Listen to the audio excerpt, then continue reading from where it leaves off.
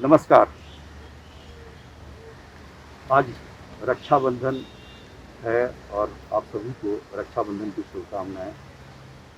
आज सुशांत सिंह राजपूत की बहनों ने भी अपने भाई को याद किया, उसकी कलाई को याद किया, उसके माथे को याद किया। और सुशांत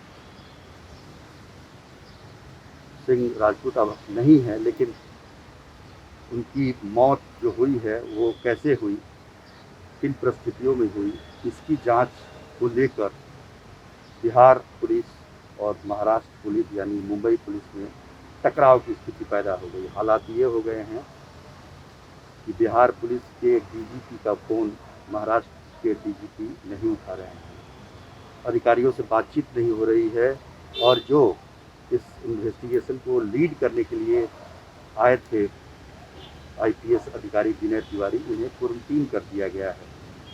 वो महाराष्ट्र पुलिस के गेस्ट हाउस में थे और मुंबई पहुंचने के 7-8 घंटे बाद उन्हें क्वारंटीन किया जाता है। ये तमाम बातें हैं जिसकी वजह से टकराव बढ़े हैं। और हालांकि विनय तिवारी ने आने से पहले यहाँ के पटना के एसएसपी ने यहाँ के डीसीपी को फॉर्मल लेटर भेजा था और इनके रहने की व्यवस्था और गाड़ी की व्यवस्था करने का भी गुजारिश की थी। ये तमाम बातें थी, लेकिन उस समय उनको कुछ बताया नहीं गया कि क्वारंटीन होने का क्या नियम होता है। यहाँ का नियम ये है कि अब तक का नियम ये था कि मुंबई जो भी आएगा वो अगर वो 1 हफ्ते के अंदर लौट जाता है, यानी उसके पास रिटर्न टिकट है, तो उसे क्वारंटीन नहीं किया जाएगा। लेकिन अब सुनने में आ रहा है, कई यात्रियों ने बताया कि बिहार से यानी पटना से जो भी फ्लाइट आ रही है मुंबई, उसके सारे यात्रियों को क्वारंटीन का मोहर लग रहा है। या तो आप होम क्वारंटीन रहिए या जहां आपको सुविधा हो, लेकिन क्वारंटीन रहना है 14 दिन का। तो ये स्थिति यहाँ तक आ पहुँची है। विनय तिवारी सरकारी कामकाज के लिए आए थे यहाँ पर, एक केस के सिलसिले में जांच करने के लिए, सुशांत सिंह मामले की जांच करने के लिए आए थे, और इस बीच में उन्हें क्वारंटीन कर दिया जाता है। तो काफ़ी कुछ हम कह सकते हैं कि कानूनी रूप से भी, और एक पुलिस जो दूसरे स्टेट में जाती है तो उसके साथ कैसा व्यवहार करना चाहिए, तमाम बातें अभी बहस का विषय है। लेकिन चूँकि कोरोना का समय है और इसलिए डीएमसी ने उन्हें उन पर क्वारंटीन उन्हें करने का मुहर लगा दिया।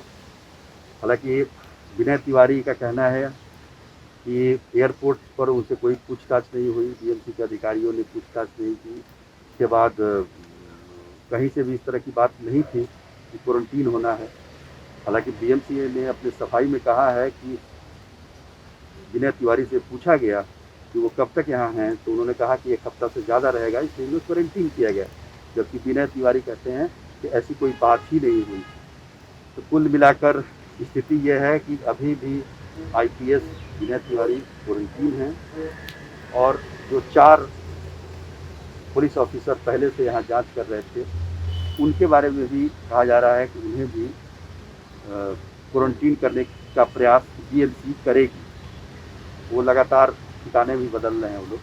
तो ऐसे में जांच कैसे हो पाएगी सुशांत सिंह राजपूत के मामले को, जब लाखों करोड़ों फैंस उनके चाहने वाले ये कह रहे हैं कि इसके तह तक जाया जाए। पूरा देश ये जानना चाहता है कि सुशांत सिंह ने आखिर किन परिस्थितियों में मौत के गले लगाया या क्या हुआ उनके साथ। ये तमाम चीज़ें सामने आए, लेकिन ऐसा हो नहीं रहा है। और दुर्भाग्यपूर्ण ये है कि 2 स्टेट के टकराव में, बिहार और महाराष्ट्र के टकराव में, जांच पूरी तरह से प्रभावित हो रही है। मुंबई पुलिस सहयोग नहीं कर रही है, कोई कागजात नहीं दे रही है। बिहार पुलिस इन तमाम लोगों से बातचीत कर रही है, बयान रिकॉर्ड कर रही है। मामला इससे आगे नहीं बढ़ पा रहा है। हालांकि सूत्रों की माने तो बिहार पुलिस का कहना है कि इस केस में काफ़ी पोटेंशियल है और बहुत सारे ऐसे रहस्य हैं जो अभी सामने आने बाकी हैं। लेकिन सवाल ये उठता है कि उन्हें जांच करने का मौका तो मिले। हालांकि अब ये मामला सुप्रीम कोर्ट में है।